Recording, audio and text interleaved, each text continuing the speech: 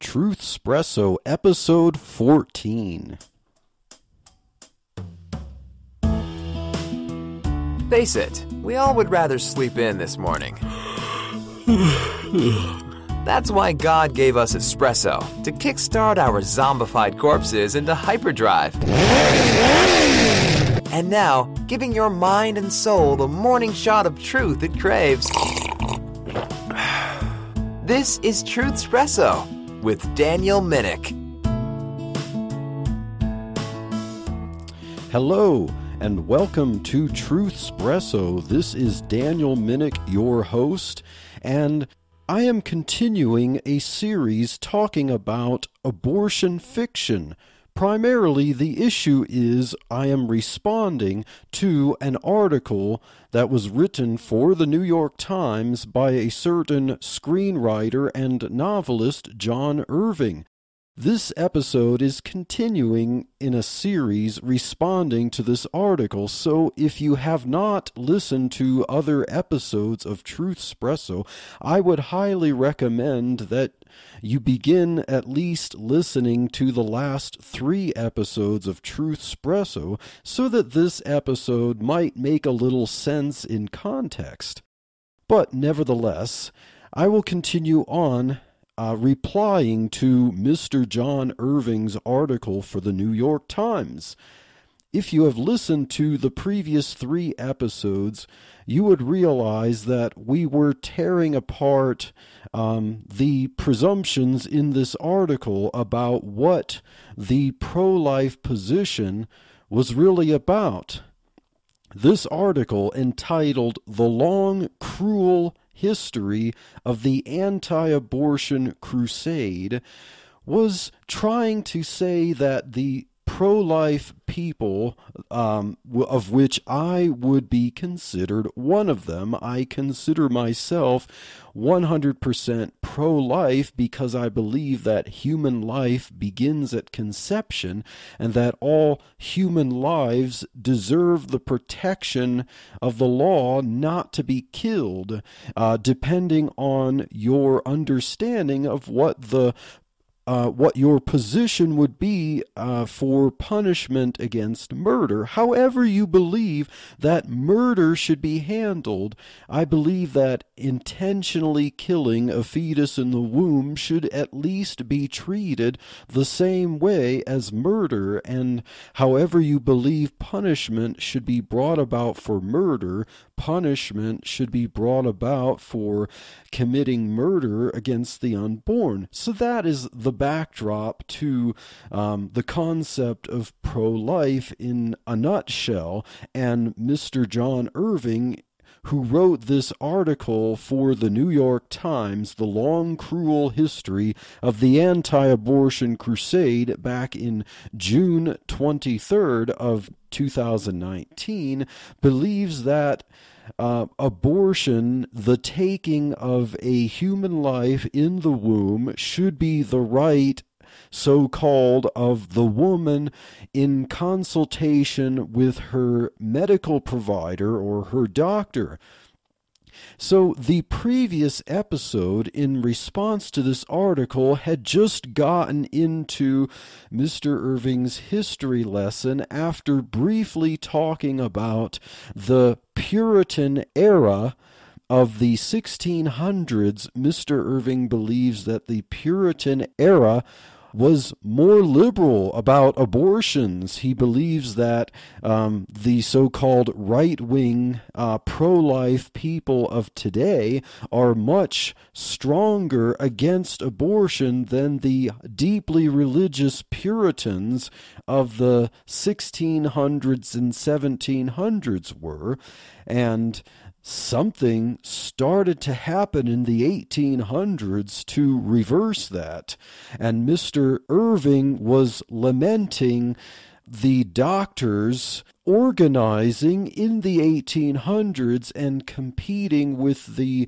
midwives and more of the lay medical providers, the female midwives, that these male doctors in the mid to late 1800s were trying to squelch out the midwives who performed abortions. And for some reason, these male obstetricians, these male gynecologists, were trying to set up their medical profession. They were trying to take over medical care, and they were trying to take over the so-called reproductive business over against the midwives who performed abortions. And for some reason, in Mr. John Irving's mind, male doctors were somehow against abortion only for the reason that they wanted to control reproductive rights. He himself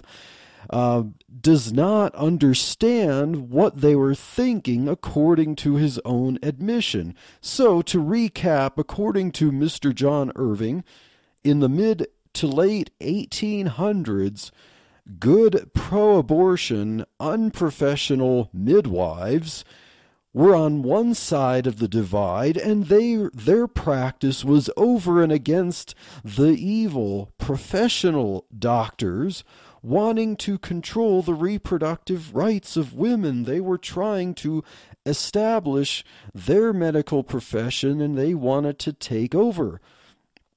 And as a result, they ended up somehow convincing the state legislatures of really all the states in the United States to ban abortions from conception, and that this had effects that went all the way up to the late 1970s and now up to the present, beginning with some state laws that started to unravel and turn back the tide in favor of abortion, at least to some extent. And then in the infamous case of Roe versus Wade in 1973, actually now what you have are the good pro-abortion professional doctors that seem to be against the evil unprofessional midwives and the crisis pregnancy centers run by women today, trying to control the reproductive rights of, well, other women. So let's see if we can answer Mr. Irving's why question. The topic of this episode is going to be about the conspiracy theories that Mr. Irving expects us to believe about how abortion ended up becoming illegal. So this episode we're going to devote to really trying to figure out the mind of John Irving and see if he's really suggesting that we have to believe in some serious conspiracies that were allegedly going on in the 1800s that somehow just swept abortion right off the map. So let's see if we can answer Mr. Irving's why question. According to Mr. Irving from his article, quote, "But why did doctors lobby for abortion to be illegal? What was their logic? Did doctors underestimate how great the need for abortion was?" And the unquote. The word need is in italics in the original. So Mr. John Irving is suggesting that there was this huge medical need for abortion, this huge need to kill children in the womb. And of course, he doesn't get into, as I've mentioned in previous episodes, he doesn't get into the discussion about what are the unborn? Are these actual living children, developing human beings with true personhood? And do they feel any pain? Are we actually taking the lives of people? He doesn't get into that. He doesn't even act as if that's a question at all. And so Mr. Irving asks, did the doctors of the 1800s underestimate how great the need for abortion was? So my question to Mr. John Irving, if you have to ask questions like this, it proves that you either do not understand the pro-life position or you ignore it. I think I'm willing to entertain a little bit of both. So, if Mr. John Irving writes historical fiction, perhaps he can stand to learn from actual history rather than lean too far into the fiction side of things. If you're not familiar with John Irving, as I mentioned before, he is a screenwriter and he is a fiction author. And so when he is trying to write an article for the New York Times talking about abortion history, I have repeatedly called his efforts abortion fiction. So let's look at the 1800s through the mind of John Irving and what he expects us as pro-lifers to believe about what was going on there. And then next episode I will actually devote to clearing the air of some of these conspiracy theories by looking at some of the actual history. So let's ask the questions first about what Mr. John Irving is expecting us to believe, and then we will see what really happened. Why did abortion just become so illegal when it was allegedly just such a right for women and for doctors, for midwives, performing these innocent little killings of innocent babies in the womb? So if the laws happen to change because of a doctor-run medical profession, why did they lobby to make abortion laws stricter or at least clearer? Why would these doctors do such a thing? This is the question John Irving is puzzled about. If the only reason for the medical profession was to control people, as Mr. Irving seems to think, and there was medical demand for abortion, why wouldn't these doctors just take over the alleged abortion business and make their abortion services the only licensed practice for it? I would like to turn this question on Mr. Irving. Has he considered that?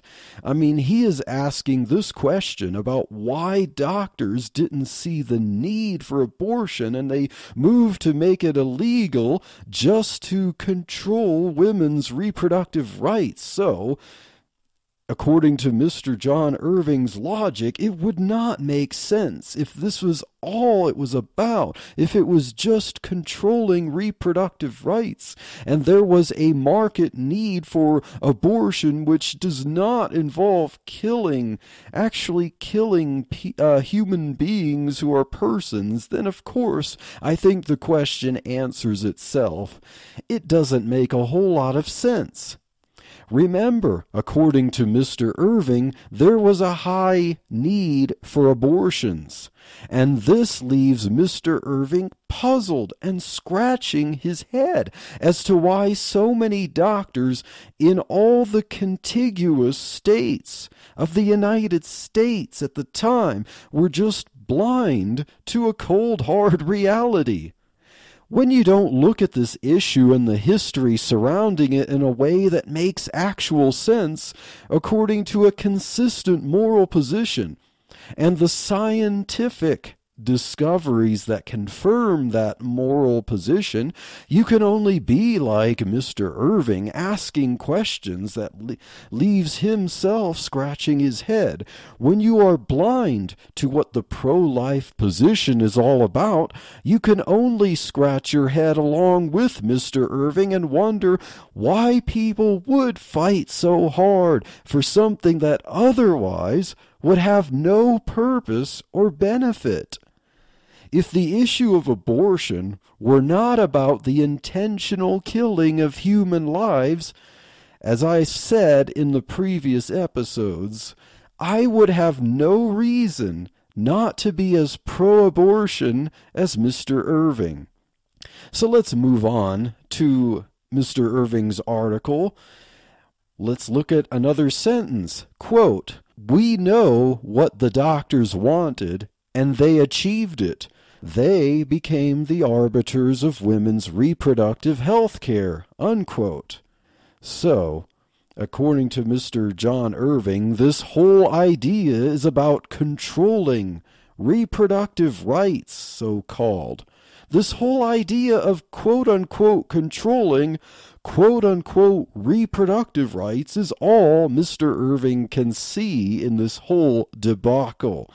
The entire issue is nothing but quote-unquote men in power wanting to control quote-unquote women's reproductive health care. As I mentioned before, I will say it again. If the issue of abortion were merely the way Mr. Irving describes, I would have no reason in the world to differ from him.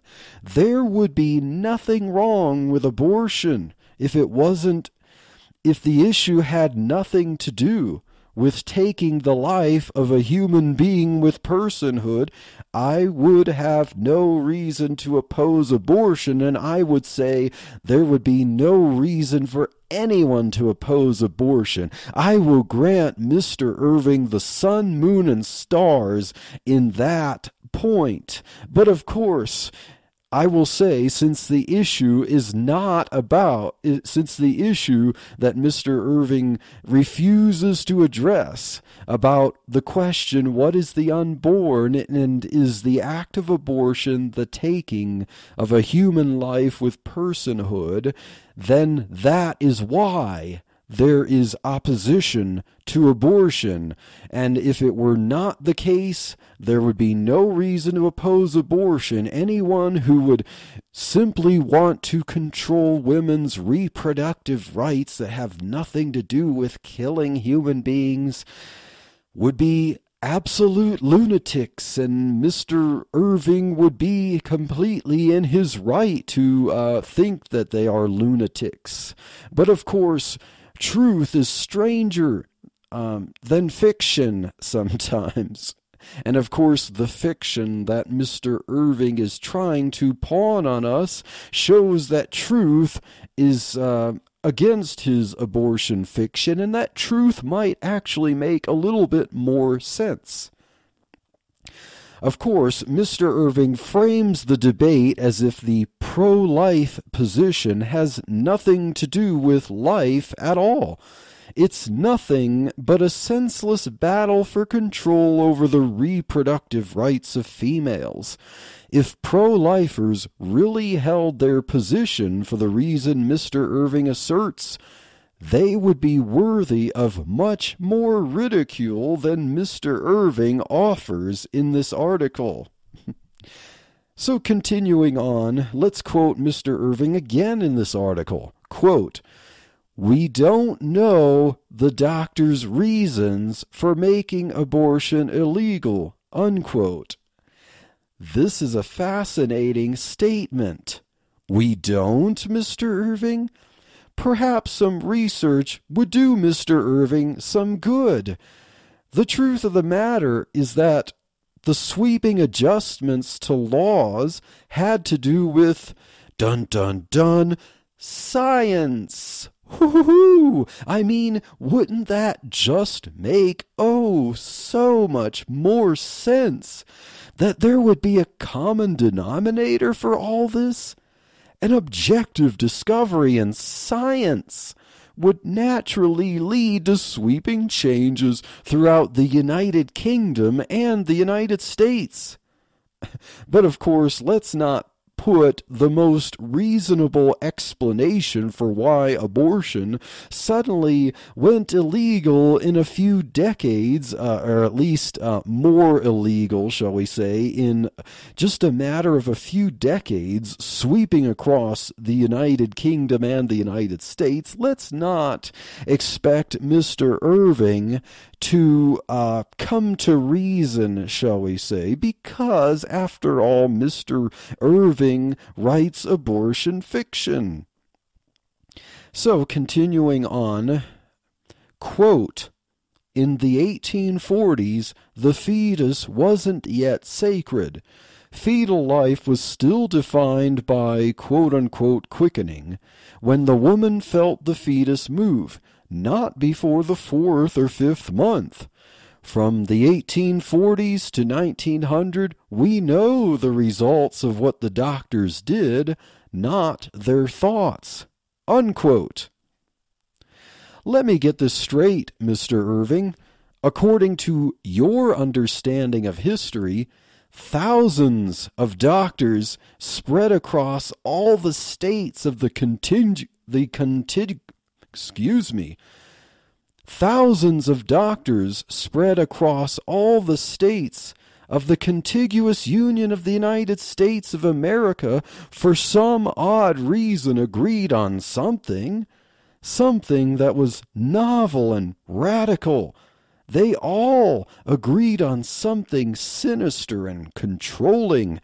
They all agreed to try to lobby their state governments to get rid of abortion, a practice that was allegedly in vogue, a practice that was allegedly highly needed by respectable society, a practice that would have made these doctors a lot of money.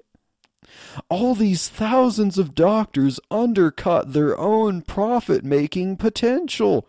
They did this just to control women. I mean, they could have had a much greater relationship with their own patients if they actually offered them an allegedly good service they demanded. But why let filthy lucre stand in the way of pure, unadulterated misogyny, right?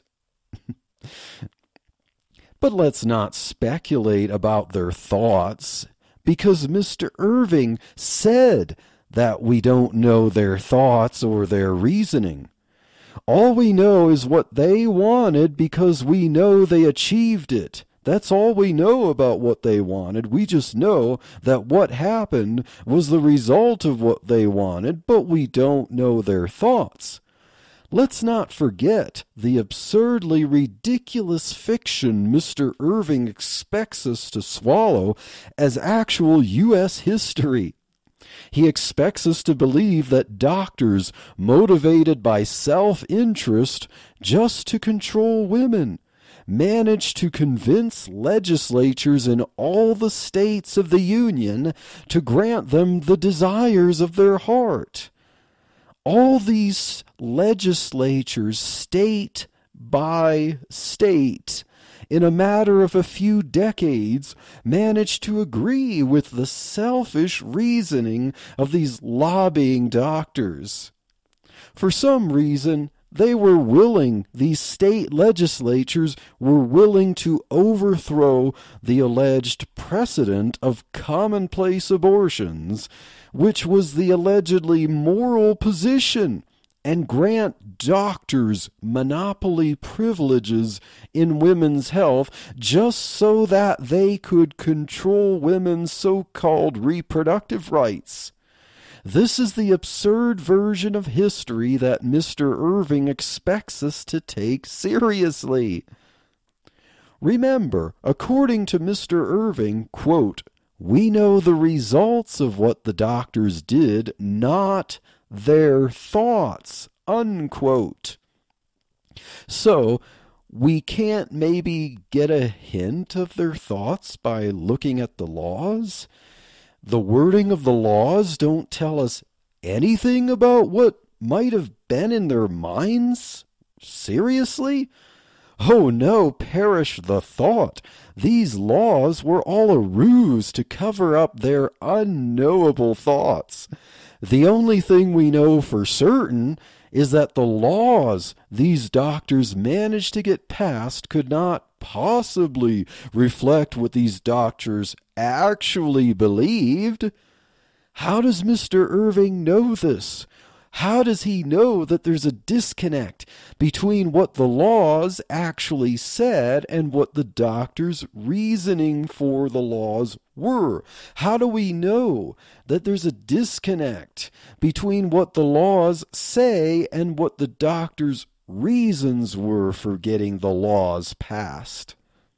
Well, Mr. Irving is a novelist. He can't possibly be wrong.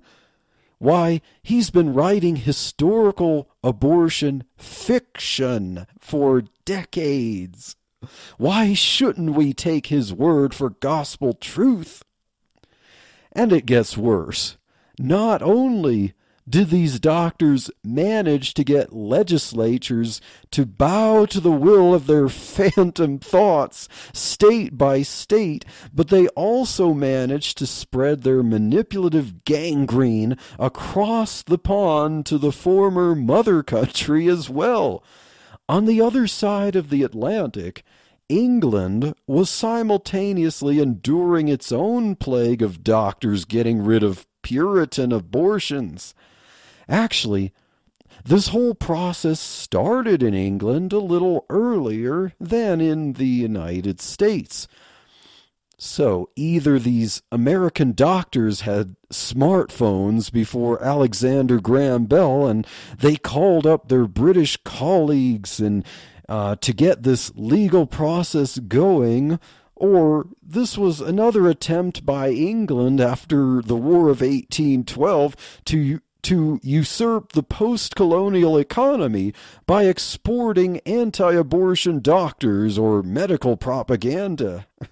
Whatever the case, we know the results from these doctors, but not their thoughts, right?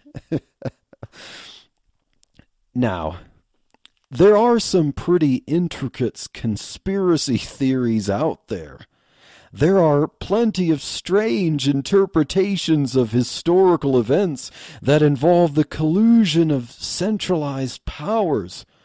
But no conspiracy theory to which I've ever been exposed comes close to topping what Mr. Irving proposes that we should believe about the 1800s and abortion laws.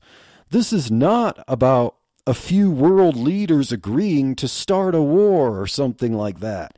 This is about thousands of doctors spread across a large landmass of culturally diverse states that were far less homogeneous than they are today. These states were a lot more independent of each other then in the 1800s than they were today. These doctors managed to get all these states to pass similar laws that do not reflect the actual thoughts of these doctors. And we need to throw the island nation of England into this mix, don't forget. Either there was a collusion between American doctors and British doctors to turn their unknowable thoughts into law, or it was purely coincidence. American and British doctors just so happened to come up with the desire to control women at the exact same time, or close to the same time.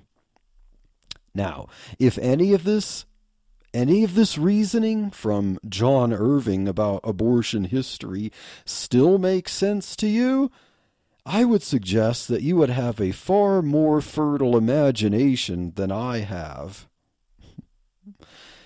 If we apply our minds, we can get beyond such absurd and contradictory notions of conspiracy theories and maybe apply some common sense via Occam's razor.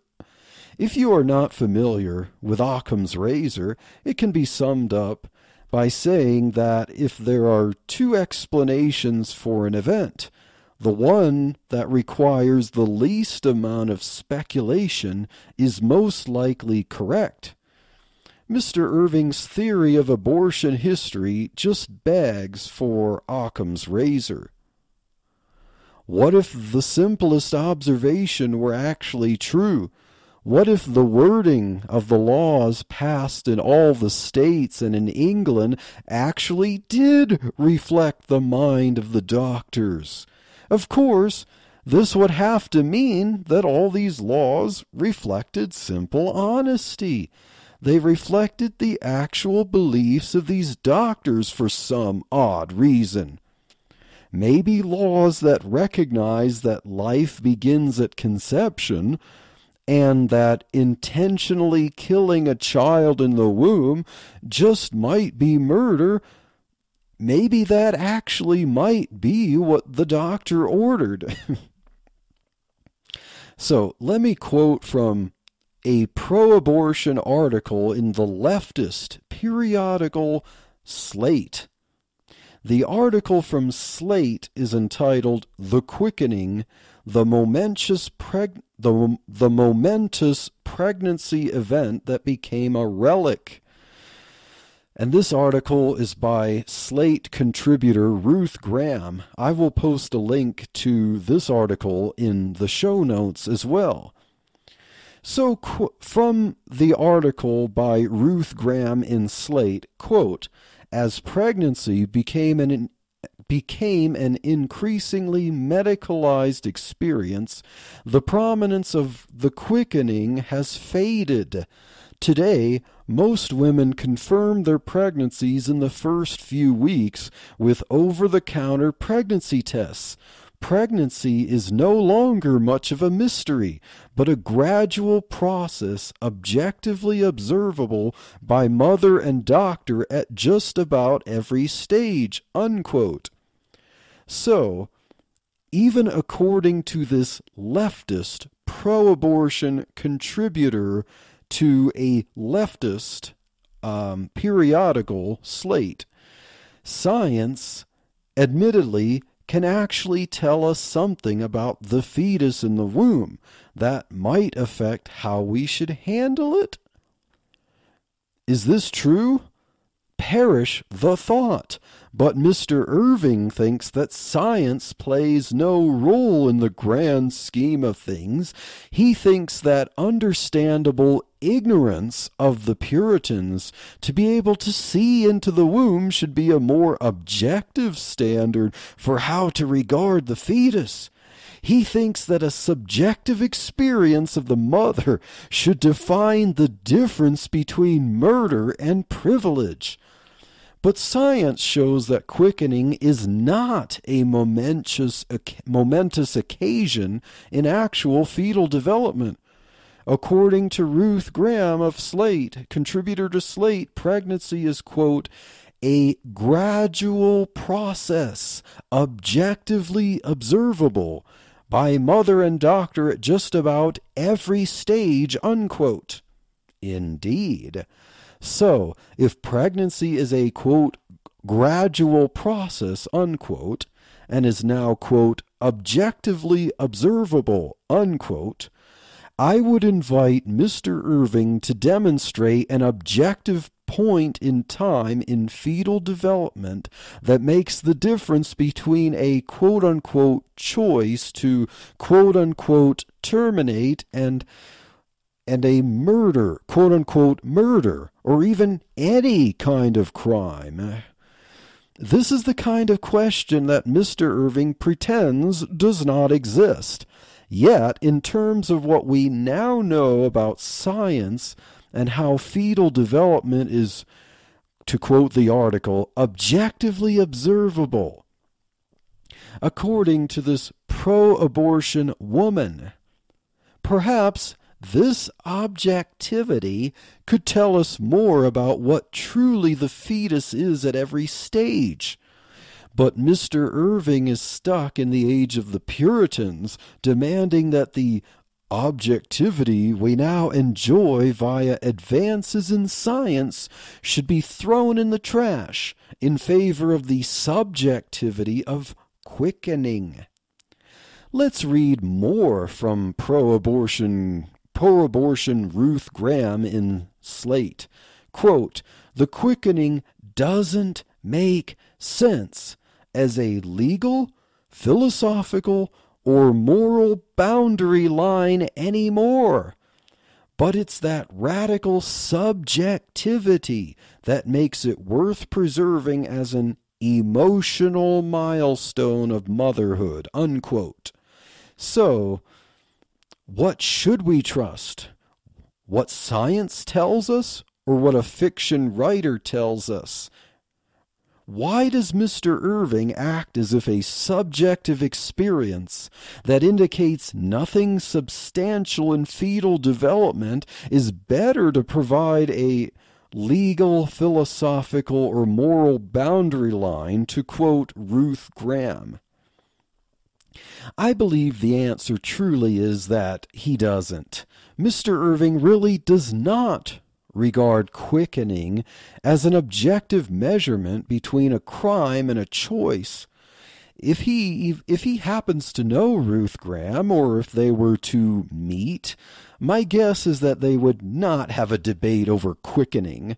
They would probably get along just fine, and they would probably agree about abortion choice. I mean, they're both pro-abortionists. Yes, quickening is merely a tool for an argument in Mr. Irving's tool belt. It is an excuse. It is a red herring. It solves nothing. It merely distracts from the elephant in the living room that really should be what the discussion is about. And what should be what the discussion is about? The question is, what is the unborn? So, shall we finally shed ourselves of conspiracy theories and learn what actually happened in the 1800s? Just what were the thoughts of these doctors? Why and how did they convince state legislatures to pass laws that clarified or increased the penalty for intentional killing of pre-quickening babies? Why was this phenomenon in the United States and in England? First, let's address the connection between England and the States. For even a century after the War for Independence, the States roughly followed English common law. Pro- and anti-abortion sources agree on this history. And for reference to that, why do I make that argument that the states were following English common law? Well, I will provide two links. One of them is an article called "Abortion Was Illegal in All 13 American Colonies in 1776" from the pro-life website lifenews.com. And then another article confirming that the states followed English common law is the pro-abortion article called "Bringing Down the Flowers, The Controversial History of Abortion" from theatlantic.com. I will provide both of these links in the show notes. So scientific discoveries led to greater understanding of embryonic development. Obviously, this meant that quickening was no longer what the word implies. The fetus in the invisible chamber of the womb did not come to life when the mother could feel movement.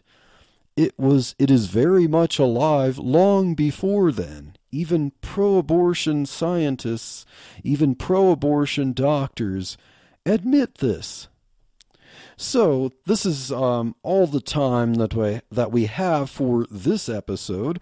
So we just thought for ourselves a little bit. We debunked the conspiracy theories that Mr. Irving is expecting us to believe as to why the doctors in the medical profession that was beginning to be established in the 1800s, why were they against abortion? And Mr. Irving expects us to believe that all of these laws that quickly swept abortion nearly off the map somehow does not even reflect the thoughts of the doctors that pushed to get these laws passed.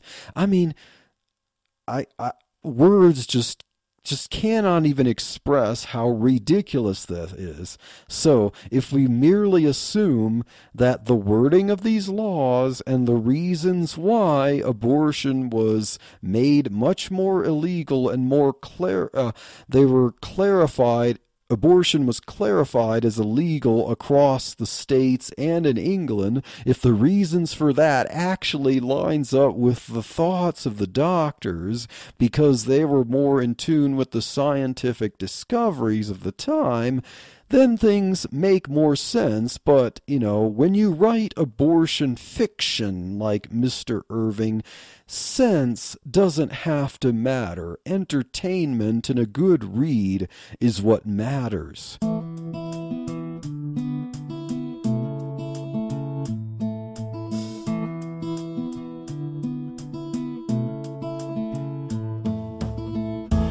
Thank you for waking up with Truthspresso. Good morning, and God bless your day. Hey friends, Daniel Minnick here again. If you liked waking up to this episode of Truthspresso, I would really appreciate it if you would rate it on Apple Podcasts, Stitcher, or whatever application you use to listen to Truthspresso.